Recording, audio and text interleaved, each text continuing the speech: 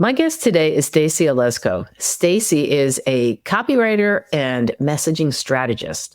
So she writes for purpose-driven businesses. She loves working with good people doing good things and helping them figure out how to differentiate themselves in the marketplace. So she likes to say that she's all about, words, giving her clients the words to use with confidence and to have them click without using salesy, gimmicky, or shady tactics. So what we're going to be talking about today is exactly that. What are shady marketing tactics? Who is using them? What does it mean to be shady? And I'm going to ask her if she's ever fallen for any of these tactics, because I know I have. So let's dive right in. All right, here we go. Hey, Stacy, thank you so much for joining me today. I'm excited to talk to you. Hey, Linda, thank you so much. I'm excited. I've been waiting for this conversation. This is one of my favorite topics in sort of a, not in a good way, but it is a necessary topic. But before we get into all of the things about shady marketing, can you tell us a little bit about your background? Like, how did you, you're a conversion copywriter as well? Like, I think we both are, or just a copywriter? Just website copywriting. Yeah. I mean, I definitely use a lot. I wouldn't call myself a conversion copywriter, but I use all the conversion tactics. So maybe I should. But tell me, how did you get into copywriting? Yeah. So it was actually this total accident. I had been in education forever and was really anxious to get out.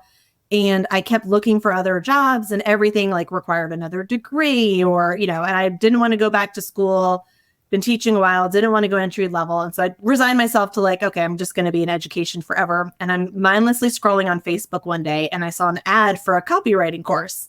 And I wish I remember what the course was, because I didn't actually take the course, but I was like, well, what's this copywriting thing? And I looked into it and I realized instantly, I was like, oh my gosh, this is exactly what I've been looking for. Like the things I'm passionate about and love doing, the skill set that I have, all of that will transfer perfectly. And I don't have to go back to school. And literally the next day I started my copywriting business. Oh, wow. Okay. I love that. So many people say that, they fell into whatever it is they're currently doing. It's just how things line up. And it's always so interesting to me that what made you, what intrigued you about it? Just, it just felt like something you wanted to do. What appealed to you? Yeah. So, I've always loved writing. When I was younger, I wrote all the time. And then it was something that kind of it was a hobby, right? And you get older, have a job, have a family, and it had kind of gone to the wayside. At first you think copywriting is mostly writing. And then as I dug in and did a little research, I realized it's so much about the research. I love learning new things. Any job where my job is to continuously learn and research and understand new ideas. So that was really intriguing to me. Yeah. I had said before, a career in advertising or something would be really fun, but I never really knew all the options that were out there. Yeah. I think that, and then the idea, if you had asked me, 10 years ago about entrepreneurship, never would I have said that, I'll run a business for myself. But it just became really appealing, that this idea that, wow, I can do something in a way that can give people the help that they need. For me, it's important to make an impact. And I was people need these services. This is something that could totally be in my wheelhouse. And so, I just started downloading all the free, all the lead magnets, all the freebies, went down 8,000 rabbit holes. Right. I just loved it from the start. That's interesting. Yeah, it's sort of the same with me, where I just love that research is part of it and that learning, because you have to keep up with everything. And the thing with copywriting, which is what we're going to get into today, is that, part of it is understanding the psychology behind decision making, what makes people read what, the copy is, what makes people click and, click a button. But the thing with that is that there's a fine line between, using persuasive tactics that are ethical and then getting off into what we're going to call shady marketing. So what do you consider shady marketing or shady copywriting? I guess it's, they're both kind of obviously related. Yeah. I think it's just, there's this fine line. It's exactly what you said. So I've also always been fascinated by psychology, right? Which is another thing that drew me to copywriting and just figuring out what makes people tick, but there's a difference between figuring out what drives people to take action and using that in a positive way, and figuring out what drives people to take action and using that to manipulate them. Right. So when I think about some of these tactics that, we'll talk about today, the goal of them is they're not authentic or genuine practices, right? They're taking something that I know that this works, right? I know that people are drawn to social proof. I know people, that builds credibility and that builds reliability, but there's a way to do it that's real. And then there's a way to do it that's just, shady, like you said, that it's just taking advantage of psychology as opposed to using it. It's giving an unfair advantage. Right. And there's also, it's like so much of this, there's always like the dark and the light. Like, you always have like people who are going to abuse, like AI is a great example. Oh, AI is great. AI is great for a lot of things, but now you're going to have, we start hearing about the deep fakes, the videos that aren't really the people, and, some really nefarious things people are doing online with it. It's like, why is it always like that? Like, we have something that could do us a lot of good, but there's going to always be people twisting it. It's like hacking into computers. And, it's like yesterday, I don't know what happened. My whole website was down. I have no idea why. And I had to go. It's still not completely working correctly, but I'm in the midst of launching a new site next week anyway. But I don't know what happened. I don't know if it was somebody hacking into it. There's no way for me to find that out. So yeah, have you ever been like a victim of what we call shady marketing? Have you ever fallen for something or signed up for something?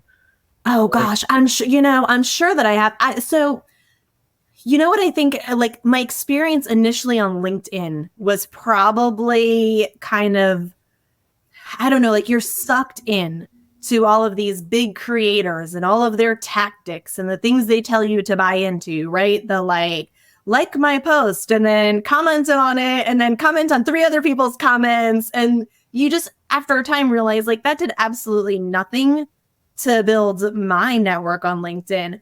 And so I think that's kind of the most recent thing I can think of is just this, when you're newer to something. When I first started on LinkedIn, it's like the lights and the shady thing, like the shiny things that attract you. Mm-hmm. And I guess that's sort of, when I think about shady marketing, like I was feeling like garbage about myself on LinkedIn, brand new, starting out, didn't have a ton of followers, didn't have any kind of community.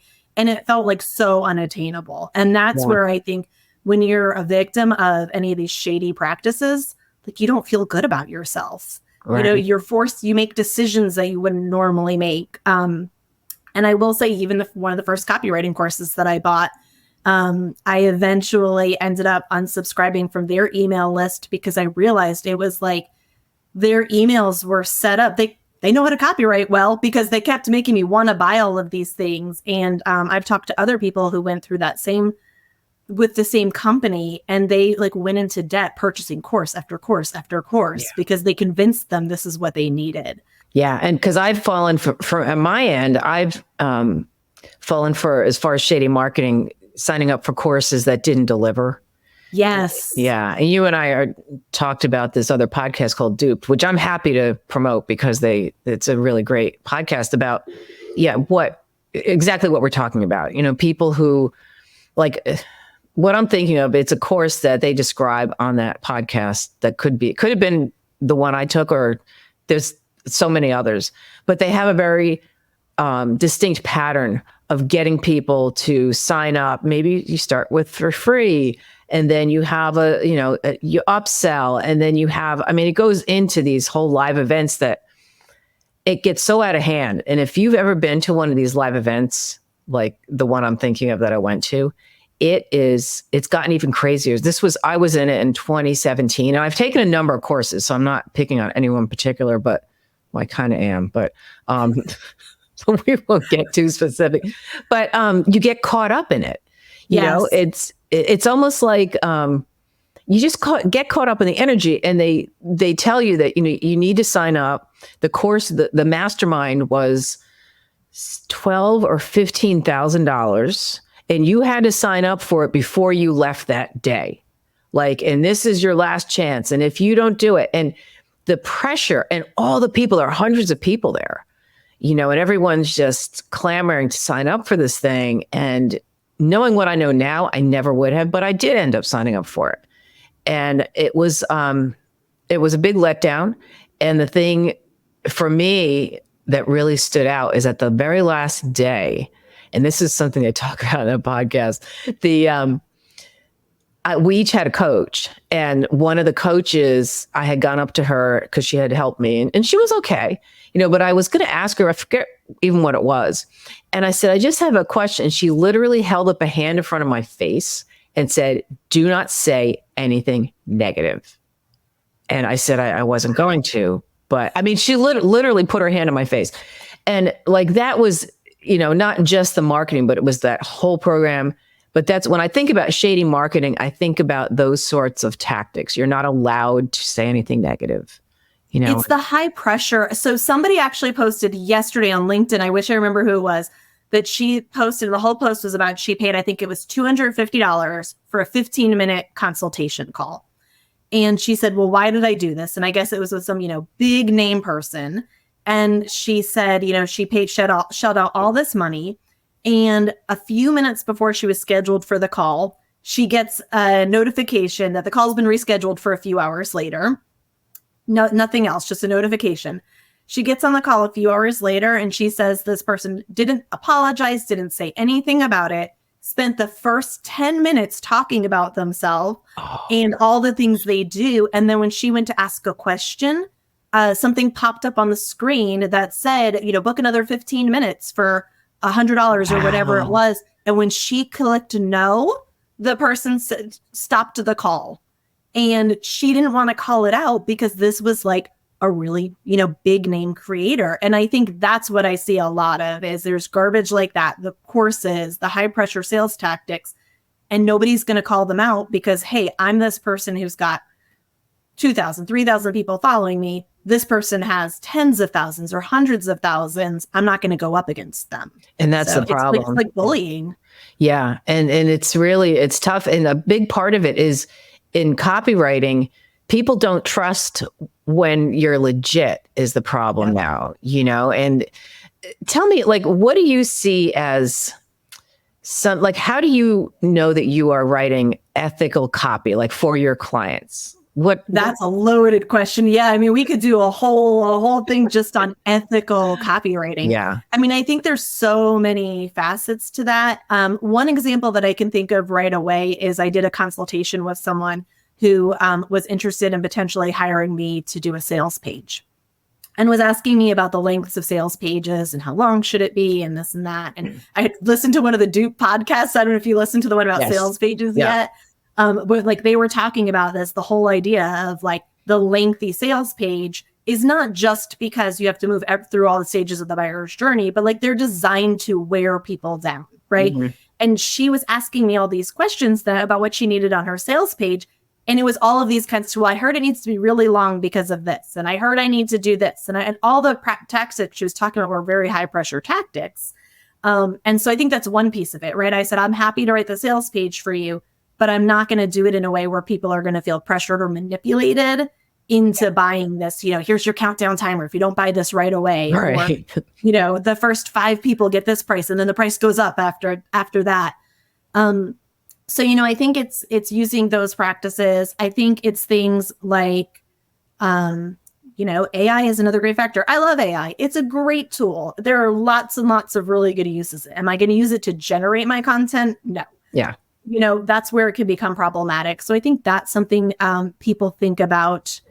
And it's just those principles, right? It's the idea of, agitating pain points. There's a way to do that in a way that, oh, wow, that really resonates with me. And then a way to do it where you make somebody feel like crap about themselves. Right. And then they feel like they have to buy your product.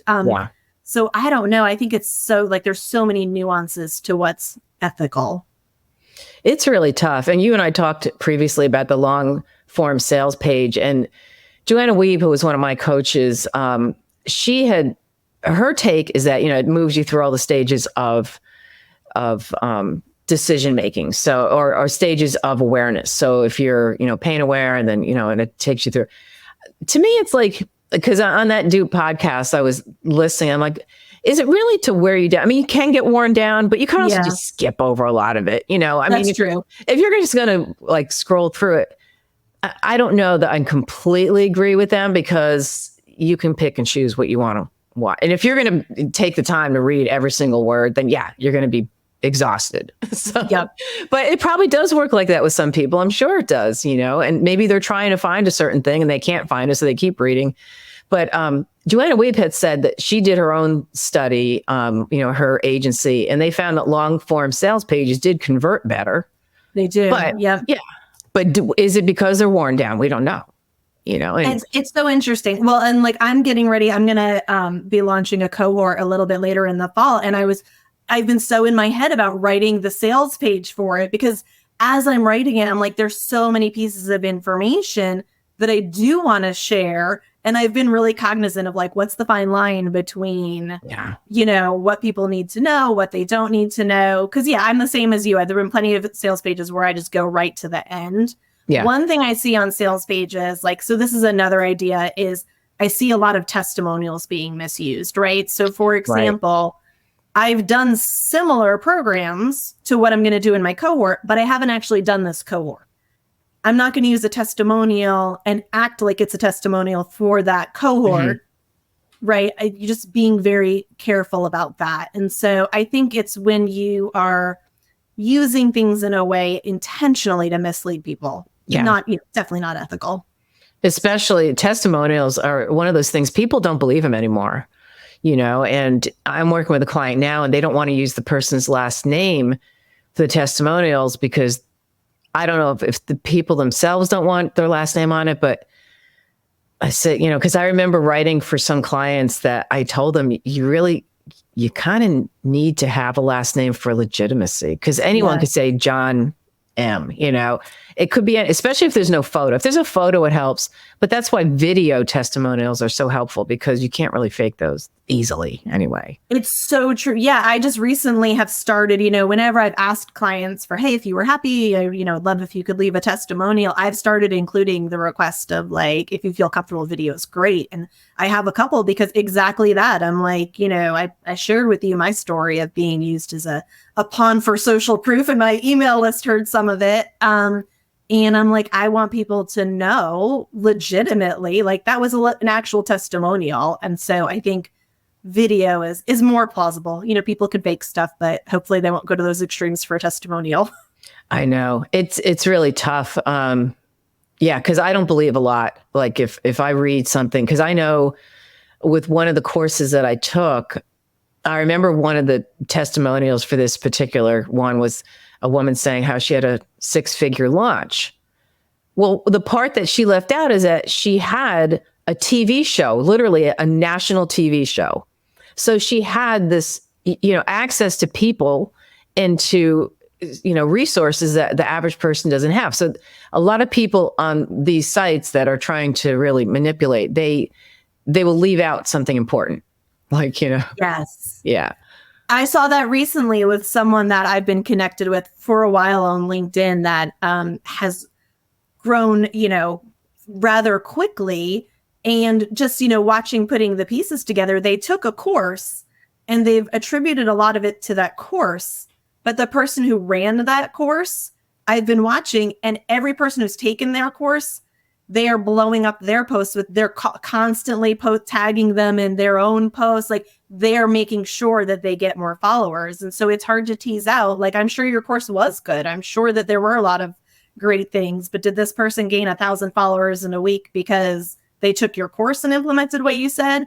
Or did they do it because you posted about them 5 times in the past week and encouraged people to follow them? It's like pods on LinkedIn. Like there's people that are just racking up hundreds and hundreds of, responses or likes and views. And it's, with comments like, this sounds great, or it's AI, or it's, something. And it's weird because I've had coaches, copywriting coaches tell me, you should join a pod on LinkedIn. I'm like, First of all, I think about dolphins immediately. I don't know why, which would be a lot more fun. Since it's not a pod of dolphins, and I know it's something a lot more nefarious. I'm like, I don't want to build, I hate to use the word followers because I'm not a guru, but I mean, I know, to have people who want to, read my post, they're only there to give me a thumbs up, and then I have to go to theirs and do it. It's like, just put it, comment what you want to say, but don't fake it, Yes. Well, yeah. Besides testimonials, what are some other ways that you've seen this misused?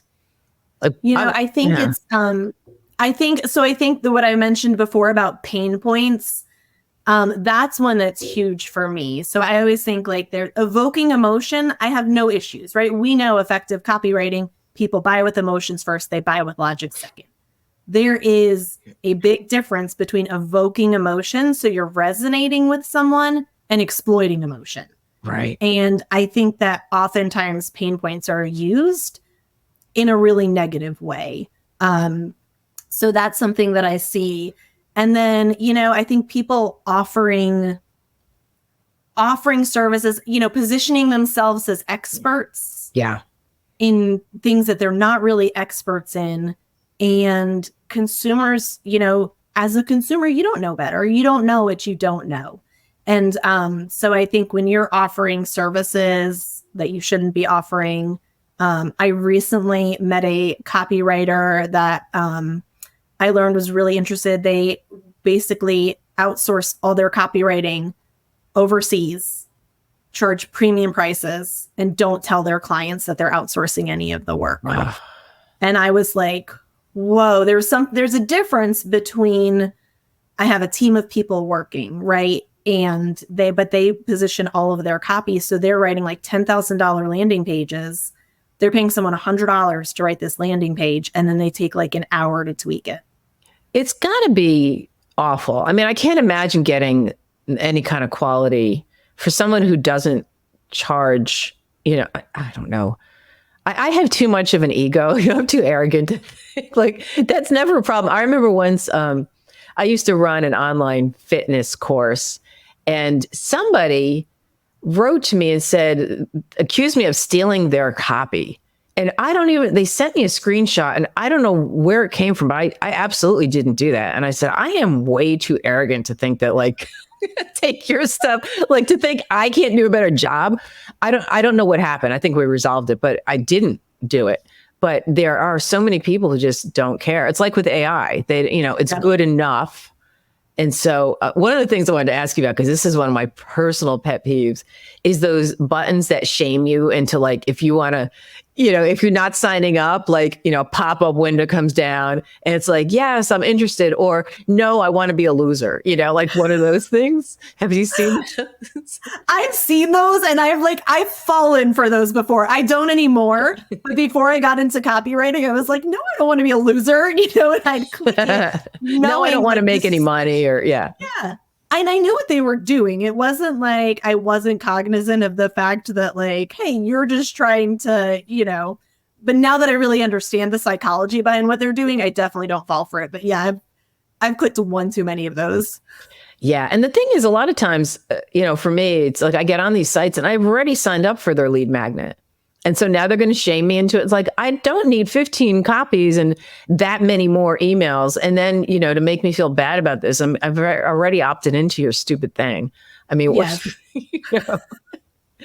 Did you ever have a client who maybe wanted you to do, like, I'll give you an example. This is when I was writing content. I was assigned a story by a magazine that's no longer around. And the editor wanted me to have a particular viewpoint on the subject, which I proved was not correct. And he literally called me and said, this isn't what we want. Like, we need you to make this a good thing, not a bad thing.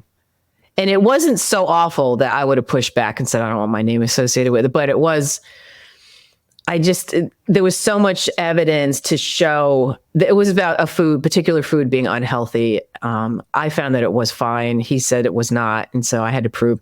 Have you ever had anything like that come up with, like, a client who wanted to push something not quite ethical? Not necessarily push. So I have only one that has come to mind. And it was script writing for YouTube. And they had given me sort of, this is the target audience. These are the key messages. And these are the, things we want you to focus on. And when I saw it, I was like, I don't want to give more detail because it'll give away. And I don't want to do that. Yeah, but that what they said is the bullet point. I was like, I'm not so sure that that's true. Let me dig in. And so I did the research and I wrote that portion of the script accurately. Yeah. They weren't really pleased with it. And so they asked me if I would revise that piece. And I said, there's two options for this. I was like, we can either take this section out and we can do, 3 myths about whatever and not 4. I was like, or you can make those adjustments. I was like, but I can't change this because that's all like literally just data and facts. And so, yeah, we ended our relationship after that video because I'm not going to, have my name attached to something where I'm not being truthful with people. Yeah. Yeah. So that's the only instance. But for the most part, like I love my clients. I have amazing clients. Everybody I've worked with is fantastic. I'm super grateful for that. And I think a lot of people, I've built relationships with a lot of people who have become my clients. So they know that I'm not about shady marketing. Yeah, exactly. Because I think most people are ethical and they don't want to put something out there that's going to mislead people. But once in a while, there's like these people that want to just kind of push the envelope a little bit. Like this was the instance I gave you. There was nothing really wrong and there wasn't anything illegal or completely unethical. It just was that what the argument they're trying to make did not really hold a lot of water, and so that was that bugged me, especially when he called me. It's like, you need to turn this, we want to say the opposite. I'm like, what? I just put all this research into showing. Right. Yeah. So wow. What about, so we went over like fake testimonials. What about the bait and switch? So I think I see this more people who, if you sign up for a free or low cost product and then you get on the page or they start bombarding you with higher costs. Like, have you seen that? I've seen that. I can't say, I think usually for me, I'm like, you're selling me a $17 product and then now you want me to buy your $3,000 course. And I tend to just click off of that. There's a little gap in there. It's not a logical upsell there. Right. So I've definitely seen some of that. I think fortunately I have not been victim to that. But yeah, that's definitely out there. Yeah. What about, I'm thinking of scarcity tactics. That's another one, like you need to sign up and you only have 3 spots left. And then they always have those 3 spots. Okay. And the one that I hate that I see all the time is an email marketing. And I'm sure this has happened to somebody before, but I'll never believe it, where they have the, last chance, final deadline, and the next day you get an email. Oh, there was a glitch and I had a few more people. So I'm just extending it for 1 more day. And I'm like, but you do that every time. Yeah. Yeah. There's no glitch. It reminds me of, there used to be this furniture store about 10 minutes from where I live. And they had, like the people out there spinning the signs. And for a year, they were going out of business. This massive going out of business sale. And I'm like, it must work because they literally did it for a year until they actually went out of business. But that's what I think of every time when I see something like that. It's just, the guy spinning the bright yellow sign. Yeah. And you don't know what to believe. Like the fake urgency. Yeah, like that. I mean, I've seen that all the time. Like we only have 3 spots left, like you said, or the sale ends, midnight. And you just, that if you reached out to them, that they would have extended it. And I don't know. Yeah, I have a list of things here. So clickbait, which is really, headlines that don't follow through. I mean, that I see a lot in emails. Like, yes. Yeah. You've seen that. Yeah, I was funny. My last email that I sent, the headline was, I have a confession, or the subject line was, I have a confession, and my best headlines aren't my own. And it was really just about using like voice of customer language and things like that. But I almost even felt in that where I was like, am I being clickbaity? Am I, so sometimes it's like these tactics because they're used really negatively. it's like I question, should I do this? Should I not do that? I think that was a good one, what you just said, because I mean, as long as you deliver and it makes sense, like one of my top emails, I said, the subject line was, I heard someone talking about me and it wasn't very pretty. And it was actually, I forget now, because this was years ago. I can't even remember what it was about, but it was a true story. And now I can't. It was when I had the fitness business and there were people, just making up stories about how my story wasn't true, or, because you're always going to get that.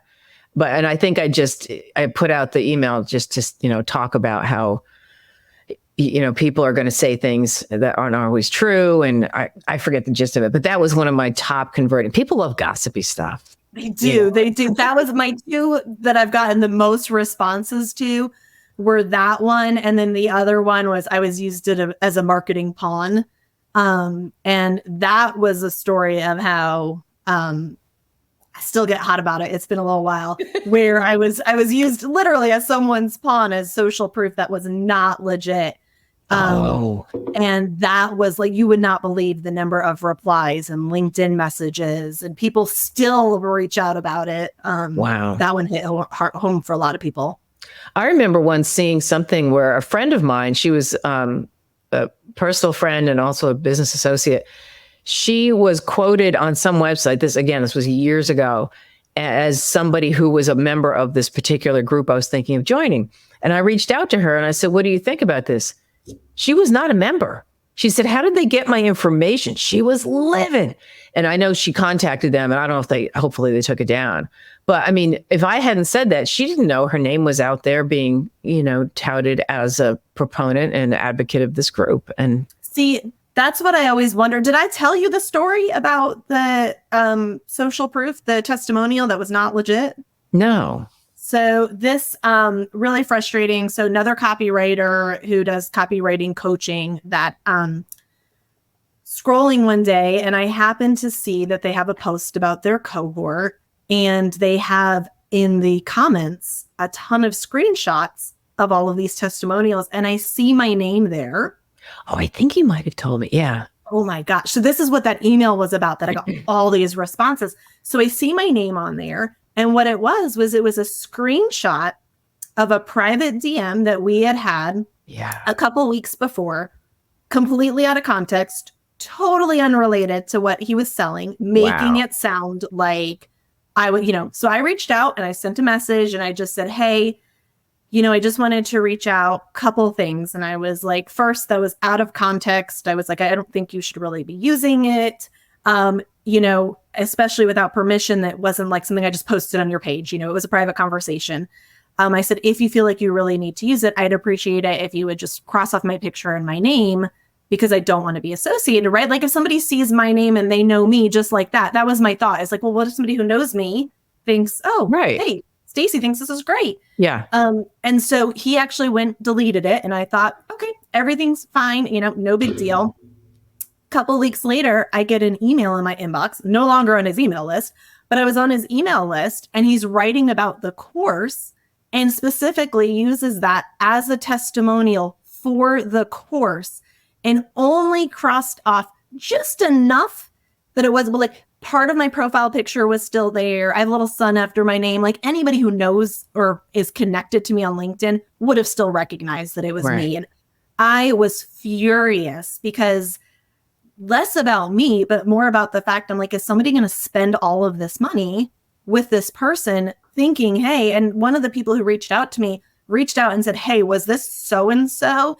And they told me, they said, I paid for a power hour or something. And the advice was just, she said it was like the biggest waste of her money. Yeah. I just wonder, like, what would have happened if I hadn't seen that, or I wasn't on the email list? How many times does this happen to people where we don't even know that we're being used? I know. Did you call them out on social media? Because that's what I would have. I didn't. I struggled so hard. So I did write a post about it.